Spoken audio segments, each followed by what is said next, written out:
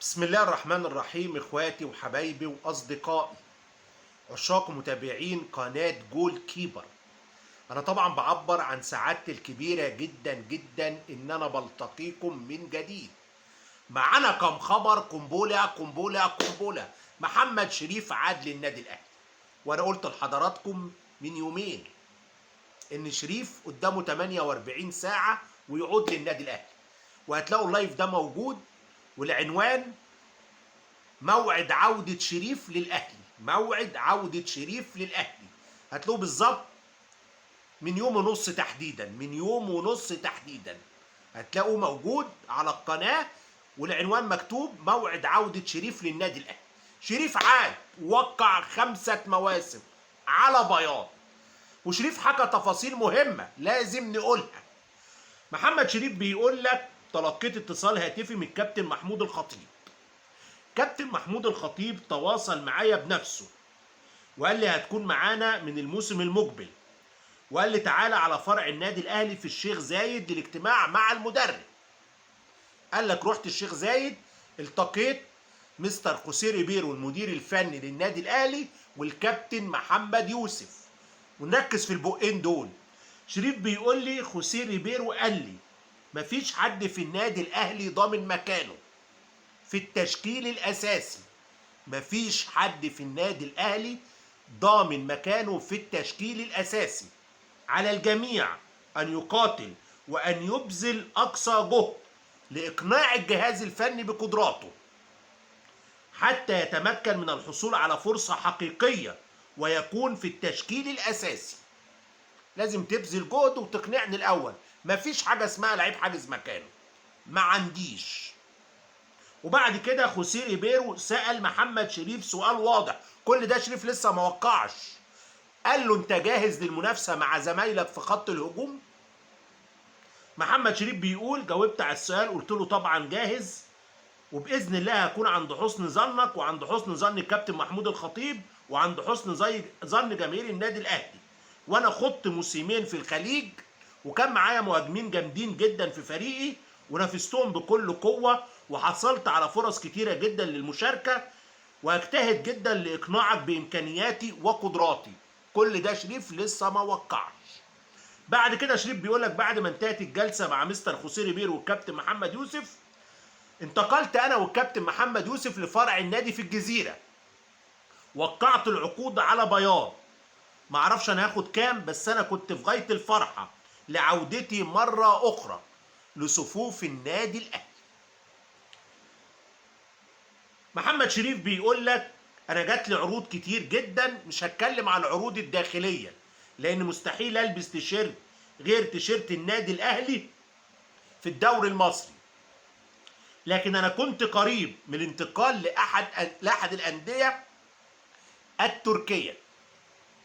كنت قريب من انتقال لاحد الانديه التركيه. محمد شريف قال لك وسام ابو علي مهاجم الفريق هو لاعب يسير بشكل جيد، وتابعه باستمرار في الفتره الاخيره، وبالتاكيد هو لاعب كبير للغايه، وهو الان رقم 1 في النادي الاهلي، وانا مؤمن بذلك. محمد شريف قال انه حزن جدا جدا انه ما كانش موجود مع الاهلي في مونديال الانديه.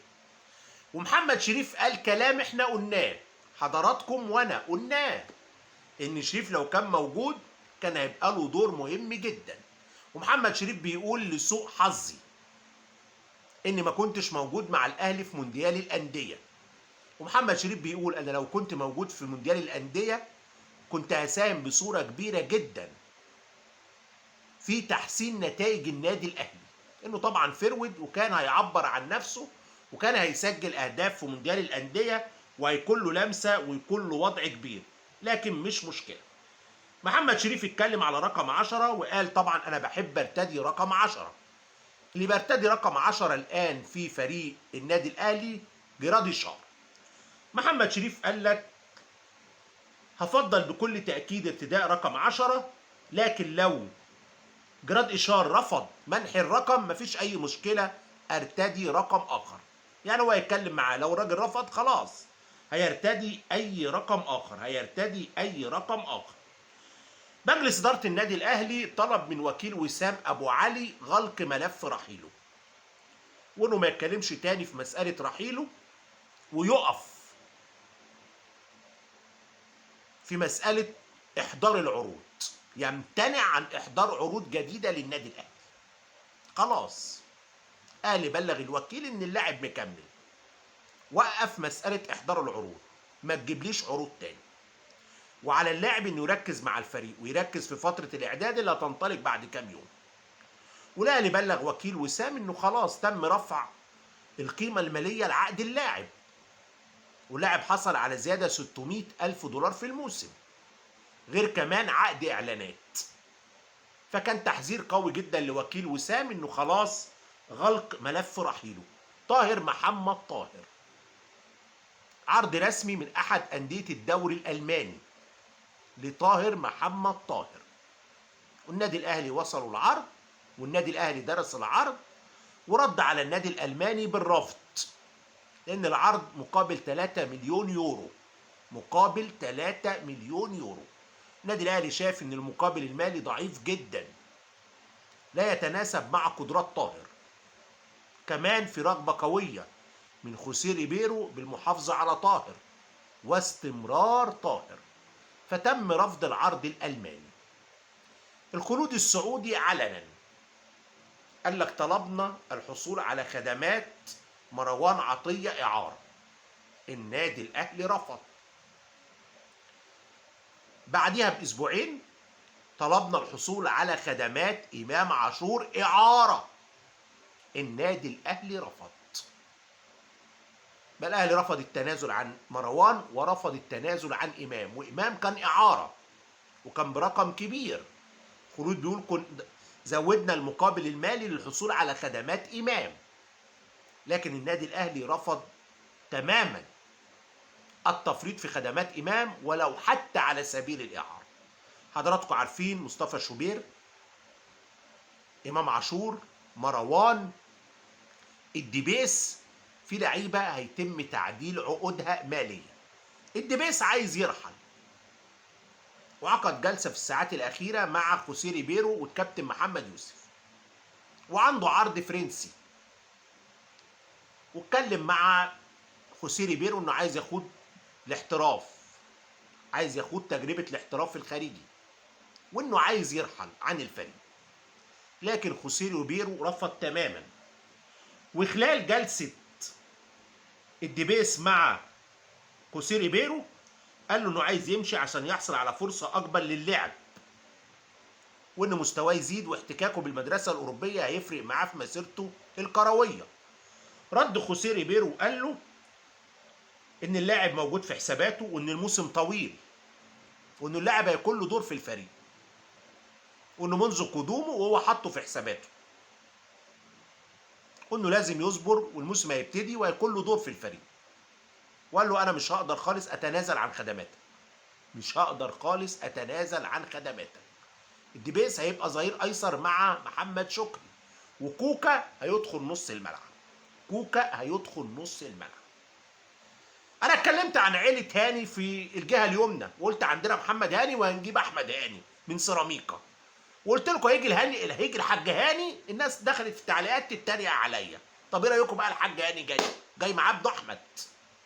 خلاص سيراميكا قال لك احنا موافقين على بيع احمد هاني للنادي الاهلي، وسيراميكا قال لك تلقينا عرض رسمي من الاهلي للحصول على خدمات الظهير الايمن للفريق احمد هاني، والنادي الاهلي عنده محمد هاني.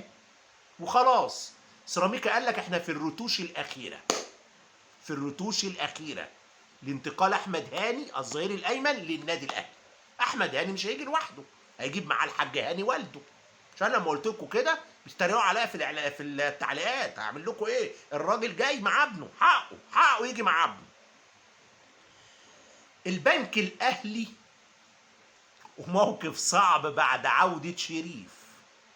انتوا عارفين الاهلي كان عايز اسامة فيصل، البنك الاهلي كان صريح وواضح، قال لك الاهلي رفض. اقول لكم قال ايه بالظبط؟ البنك الاهلي قال لك الاهلي رفض دفع المقابل المالي الخاص بصفقة اسامة فيصل. البنك قالها واضحة، الاهلي رفض دفع الفلوس بتاعت صفقه اسامه فيصل، انتوا عارفين هم كانوا عايزين كام؟ عايزين 75 مليون جنيه وعايزين 2 لعيبه اعاره. يعني الصفقه كانت داخله لها في 100 مليون جنيه، 2 مليون دولار. وش كده البنك الاهلي قال لك الاهلي رفض يدفع الرقم ده، واحنا عارفين ان الاهلي رفض يدفع الفلوس دي. فبالتالي الدنيا واقفه دلوقتي، الدنيا واقفه دلوقتي. تقول لي ممكن يحصل تحرك خلال الفتره الجايه؟ هنشوف. اصل في مشكله، في لعيب مجانا، اسد الحملاوي مجانا، او مش مجانا يعني هيدفع فيه مليون يورو. اسد الحملاوي هيدفع فيه مليون يورو، ولا هيجيبه بمليون يورو الشرط الجزائي بتاعه. فمليون يورو قصاد 2 مليون دولار، 100 مليون جنيه بتوع اسامه فيصل، طبعا المليون يورو اقل بكتير. فممكن يجي مكانه اسد الحملاوي، واسد الحملاوي هيقيد لعيب محلي، انه بلديات وسام ابو علي هيتأيد محلي. بس هي لسه مساله راتبه، مرتب بتاعه يعني. لا لا، عايز يديله زي ما قلنا 800,000 دولار، نصهم عمله محليه نصهم عمله اجنبيه. ولا اللي شايف الرقم ده مناسب جدا، شايفه مناسب جدا. لسه اللاعب بيفكر، وانتوا عارفين لاعب عايز مليون دولار لسه بيفكر براحته. بس ده حل موجود، حل موجود، وهيقيد محلي، مش هياخد مكان اجانب. فممكن اسد الحملاوي، اسد يلتهم اسامه فيصل ويجي مكانه، ده وارد. وارد اسد ياكل فيصل ويجي مكانه، وارد. حمزه علاء انتقل لنادي بورتيمو نينسي البرتغالي، وده نادي درجه تانية في البرتغال، وقع لمده موسمين. وحمزه علاء قال رفضت اضحي بحب جمهور الاهلي، رفضت اضحي بحب جمهور الاهلي. وقال لك رفضت عرض مالي مغري جدا جدا من نادي بيراميدز. ودي حقيقه، حقيقه. الراجل بيقول حقيقه، ما بيقولش كلام تمييز، بيقول حقيقه. قال لك اتعرض عليا عرض مالي ضخم جدا من نادي بيراميدز، ولكن انا اهلاوي واسرتي اهلاويه، وعارف ان انا لو كنت انتقلت لبيراميدز كنت هسبب ضيق لجمهور النادي الاهلي.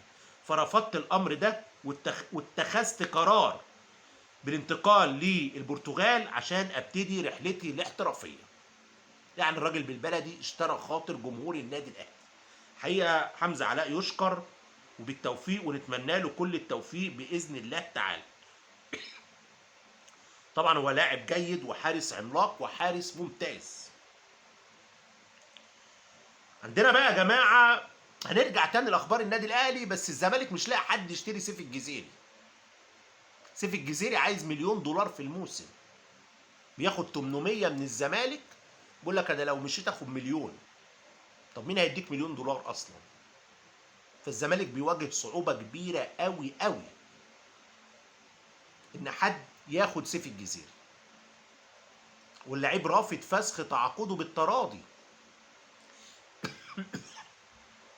بيقول لهم انا فاضل لي 3 سنين، ادوني ال3 سنين. يا حلاوه يا حلاوه. يعني 3 سنين في 800,000 دولار ب 2 مليون 400,000 دولار، وعنده كل سنه يزيد 100، يعني ياخد له 2 مليون و600,000 دولار عشان يمشي. فالزمالك في ازمه جامده قوي بسبب سيف الجزيري. عمر فرج لاعب الزمالك، واللي الزمالك مطلعه اعاره للسويد، وطبعا هو اعاره لنادي ديجروفورس السويدي. عمر فرج اعارته تنتهي نهايه الشهر الحالي، نهايه يوليو. الزمالك بيفكر يعيره تاني ويستفاد منه ماليا، بس ممكن الراجل يانك فريرا المدير الفني الجديد للزمالك يطلب انه يكمل معاه. وعمر فرج هيقيد كمصري، هيقيد كمصري لانه برضه بلديات وسام ابو علي، هيقيد كمصري. يانك فريرا مدرب الزمالك ووصل القاهره، وصل القاهره ومضى عقود تدريبه للنادي الزمالك لمده موسم. العقد يجدد موسم اخر لو يانك فريرا فاز بالكونفدراليه او بالدوري. اي بطوله من الاثنين دول العقد يجدد موسم اخر، ويزيد راتبه 10,000 دولار. الراجل بياخد 120,000 دولار هو والرجاله اللي معاه، هو والرجاله اللي معاه. ووصل وخلاص هيقود تدريبات الزمالك. وزي ما قلنا يوم السبت معسكر نادي الزمالك استعدادا للموسم الجديد. الزمالك ضم احمد شريف لعيب جيد، بيخلص دلوقتي حامد حمدان، بيخلصوا خالص من بتروجيت، خلال ساعات هيعلن عن ضمه. الزمالك بيقول لك عندي حاله انتقالات، حسام اشرف راح سموحه اعاره بالتوفيق، احمد محمود راح للاتحاد السكندري اعاره بالتوفيق برضه، محمد عاطف راح طلائع الجيش اعاره برضه بالتوفيق بالتوفيق. البنك الاهلي عمل صفقات كويسه قوي. البنك الاهلي ضم عمرو الجزار بتاع المحله، ضم محمد بن شرقي بتاع المحله وده لعيب كويس، ضم مصطفى دودار لعيب انبي، ضم احمد امين اوفا لاعب انبي، ضم الحارس الصاعد احمد طارق سليمان. لعيبه جيده لعيبه جيده. الهلال السعودي ضم صفقه استعدادا لمباراه فلومينسي البرازيلي في دور الثمانيه من مونديال الانديه. ضم صفقه في السريع، الهلال ضم صفقه في السريع، ضمها من الدوري السعودي، وركب الطياره وشد على امريكا، شد على امريكا، وبعد ساعات هيكون في التدريب. الهلال السعودي ضم عبد الرازق حمد الله، ضم عبد الرازق حمد الله لاعب الشباب، وحصل على خدماته على سبيل الاعاره ليناير، وحمد الله ركب الطياره وشد من السعوديه على امريكا، وهينزل التدريبات استعدادا للمشاركه في مباراه فلومينسي البرازيلي ربع نهائي مونديال الانديه.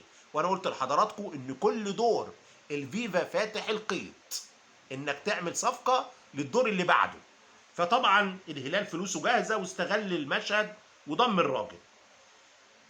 تباين واختلاف في الرؤى بالنسبه لابناء الزمالك. كابتن عبد الناصر محمد مدير الكوره السابق في انبي، عبد الناصر محمد مدير الكوره السابق في انبي مرشح بقوه يبقى مدير الكوره في الزمالك. ناس من ابناء الزمالك مرحبين، وناس بتقول لك لا احنا النادي بتاعنا مليان كوادر، ليه نجيب من انبي مع احترامنا لانبي؟ هو انبي بقاله كام سنه؟ اللي ضد المشهد ده الكابتن طارق يحيى ضد قدوم عبد الناصر محمد. كابتن طارق يحيى بيقول لك انا مصدوم من اللي بيحصل في الزمالك، هويه النادي بتضيع. وكابتن طارق يحيى قال جملتين مقنعين، قال لك نادي انبي ما عندوش ضغوط، ما عندوش جماهير، الاعلام مش مركز معاه، فبالتالي مدير الكره اللي شغال فيه ما عندوش اي ضغط في اي حاجه، ما عندوش اي مشكله في اي حاجه. ممكن تحصل ازمه ضخمه جدا بينه وبين اللاعب ولا حد يحس ولا حد يعرف حاجه. فانا منين اعرف ان اصلا مدير الكوره في انبي ناجح او مش ناجح؟ مفيش عليه ضغوط، انا هعرف منين؟ ما انا بعرف الانسان اللي بينجح لما بيكون عليه ضغوط. واقول لكم على جمله، انا زمان عملت حوار مع المهندس عادل القيعي لما كان مسؤول عن تعاقدات النادي الاهلي، قلت له صراحه كده، ايه الحكمه ان دايما لما تحب تجيب لاعب تحط عينك على لعيبه الاسماعيلي؟ ايه الحكمه؟ هل ان هم كويسين مهاريا وفنيا ولا في حاجه تاني؟ فقال لي نسبه نجاح لاعب الاسماعيلي في نادي كبير زي النادي الاهلي نسبه عاليه. قلت له ليه؟ قال لي لان هو موجود في مدينه بتضغط عليه ضغط جامد جدا جدا، هي مدينه اسماعيليه. قال لي الجمهور بيضغط عليه جامد جدا، فاللي يقدر يتحمل كل الضغط ده لما مدينه كامله الشعب اللي فيها كله بيضغط على اللاعب ده نفسيا وذهنيا وكل حاجه. الجمهور مليان في التدريبات، مليان في الماتشات، بيقابله في الشارع، بيتكلم معاه، كل دي ضغوط كل دي ضغوط كل دي ضغوط. فقال لي لما يقدر يتأقلم مع الضغوط دي وينجح وسط الضغوط دي يبقى نسبة نجاحه في نادي كبير زي الأهلي في ضغوط جامدة نسبة كبيرة. أنا بس فكرني كلام طارق يحيى إن ده راجل جاي من إيه؟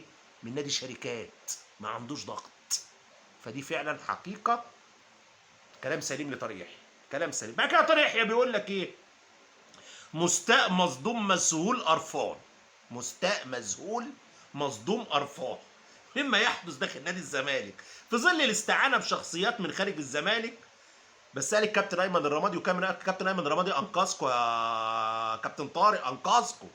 وبعد كده قال لك ثم عبد الناصر محمد وقال لك فين تاريخ الزمالك؟ هو نضب من ابنائه مش موجودين، وقال لك ابناء الزمالك بيصبروا على كوارث وبيساندوا الزمالك طول الفترات، وقال لك رحل عبد الواحد السيد ثم الاباني وغيرهم. اين هويه الزمالك؟ هويه الزمالك بتروح. وبعد كده راجل قال لك انا مصدوم، وقعد يقول انا مصدوم يجي يوم جمعتين بيقول لك انا مصدوم. مين بقى اللي ضده في المشهد ده؟ اللي ضده في المشهد ده الكابتن اسماعيل يوسف. كابتن اسماعيل يوسف ضده في المشهد ده. كابتن اسماعيل يوسف بيقول لك ان نادي الزمالك مش حكر على حد، وان احنا لازم نقف مع التجربه الجديده والمدير الرياضي الجديد جون ادوارد، وراجل لازم يجيب الناس اللي هو حاسس ان هي هتنجحه. مفيش اي مشكله، واحنا كلنا لازم نعمل استقرار للوضع الجديد. هدفنا نجاح الزمالك ونتمنى ان الزمالك ينجح. وقال لك كلنا كابناء النادي لابد من دعم ومسانده المدير الرياضي الجديد حتى يتسنى له النجاح. ده كلام الكابتن اسماعيل يوسف. مدير فني جديد للاسماعيلي ميلود حمدي. ميلود حمدي جزائري فرنسي، كان بيدرب يانج افريكانز ودرب انديه في الجزائر. معاه مدرب عام حمادي صغير، ده بلجيكي الجنسيه جزائري. عبد الله الشحات ده مصري من الاسماعيليه، انتوا عارفين معاه جنسيه مصريه من الاسماعيليه. مروان سليماني ده تونسي معاه جنسيه بلجيكيه، مع كلهم يعني كل واحد ياخد حقه. سيد السويركي معاه جنسيه مصريه من الاسماعيليه، انتوا عارفينه سيد السويركي. ده الجهاز الفني بتاع الاسماعيلي. فك يا اسماعيلي القيد الاول، فك يا اسماعيلي القيد، خليها ايه تتفك في وشك، خليها تتفك في وشك وتجيب لعيبه. في لعيب في البنك دخل حسابات الاهلي، خلاص بقى اسامه فيصل البنك قال لك الزمالك الاهلي مش عايز يدفع. اللعيب اللي دخل حسابات الاهلي محمود الجزاري المساك، واحنا قلنا الاهلي بيدور على مدافعين وبيفاوض في كذا حته. عنده ياسين مرعي بيفاوضه، اياد العسقلاني. اقول لكم دلوقتي خبر قنبله عن اياد العسقلاني، وهنضرب نار واللي يحبنا يضرب نار. ضربنا نار ليه؟ معانا خبر ضرب نار. عرض الاهلي لضم اياد العسقلاني. روستوف الروسي قال لك انا عايز 3 مليون دولار. الاهلي قال له 1.5 مليون دولار وتبقى اتعشت. 1.5 مليون وتوافق على بيع الواد وتبقى اتعشت. روستوف شاري الواد ب 900,000 دولار، شاري الواد ب 900,000 دولار. فالاهلي عرض عليه 1.5 مليون، والاهلي في انتظار رأي روستوف او موافقة روستوف ويخلص. هنتابع ونشوف. واقولها تاني مع احترامي لاي حد، الاهلي هيجيب 2 مدافعين. الاهلي جاب شريف وهيجيب مهاجم تاني، مع احترامي لاي حد. ممكن يجي اجنبي، ممكن يجي اجنبي على حساب حد اجنبي، على حساب حد اجنبي موجود. ممكن يجي بلديات وسام ابو علي ويقيد محلي، وارد. بس في مهاجم تاني جاي بجوار محمد شريف، وهقولها تاني وتالت ورابع عشان الناس اللي مختلفه معايا. خوسيه ريبيرو مش مقتنع بجراد اشار، ومش هقول كلام اللي قلته في اللايف اللي قبل ده واللي كل فضائيات مصر خدته بعد ما انا قلت الحقيقه، وقلت الراجل قال ايه في اجتماعه مع الكابتن محمود الخطيب. انديه بتفاوض دغموم، بس وكيل دغموم الخبر قنبله القنبله. وكيل دغموم قال لك عدد الاجانب سبب في عدم انضمام دغموم للنادي الاهلي. وكيل دغموم قال لك خوسيه ريبيرو رحب بضم عبد الرحيم دغموم، ولكن عدد الاجانب في النادي الاهلي حال دون انضمام دغموم للنادي الاهلي، وان النادي الاهلي عنده مراكز اخرى غير وسط الملعب يسعى لتدعيمها بلاعبين محترفين، وهو خط الهجوم. راجل قال لك خوسيه ريبيرو ابدى اعجابه بعبد الرحيم دغموم، ولولا الاجانب كتير في الاهلي كان دغموم راح النادي الاهلي. ده وكيله اللي بيقول كده. وكيل دغموم بيقول لك الزمالك وسيراميكا والبنك والمصري، انه كان بيلعب في المصري وعقده خلص، الاربع انديه يرغبون في ضم اللاعب. ايه اللي عطل اللاعب؟ انه كان مستني الاهلي، والراجل خوسيه ريبيرو رحب بيه، لكن عدد الاجانب حال دون انضمام دغموم للاهلي. ممكن بعد كده ينضم للاهلي، كل شيء وارد. البنك الاهلي ضم محمد بن شرقي لاعب المحله 4 مواسم. طبعا مشهد قوي جدا. كابتن جمال عبد الحميد بيقول لك كنا عارفين ان عرض ميتلاند الدنماركي كوبري عشان امام عاشور يرجع على الاهلي. طبعا غير حقيقي. امام عاشور اولا رجع من ميتلاند الدنماركي على نادي الزمالك، فضل قاعد على الدكه اسبوع مستني حد يسال فيه، حد يمضيه، ما حدش مضاه. ابو واحد السيد مدير الكوره قال لك اتحايلت عليهم عشان يمضوه، ما حدش عايز يمضيه. فالراجل وكيله قال له يا ابني تعالى النادي الاهلي هيقدرك ويمضيك يا ابني. فالراجل راح والاهلي لقى ان اللعيب هيفيده، حصل على خدماته. فالكابتن رحيم ما يقولكش كوبري ومش كوبري، الكوبري جاي. الكوبري جاي بتاع حسام عبد المجيد، هو ده الكوبري الدائري الجديد. وهيبقى كوبري كبير كده ومحترم اسمه كوبري حسام عبد المجيد، من المطار على الجزيره. شوف المساحه قد ايه، من المطار على فرع الاهلي في الجزيره. يا ده مشوار جامد قوي ده ايه ده؟ كوبري ياخد صلاح سليم كله. شيروا اللايف.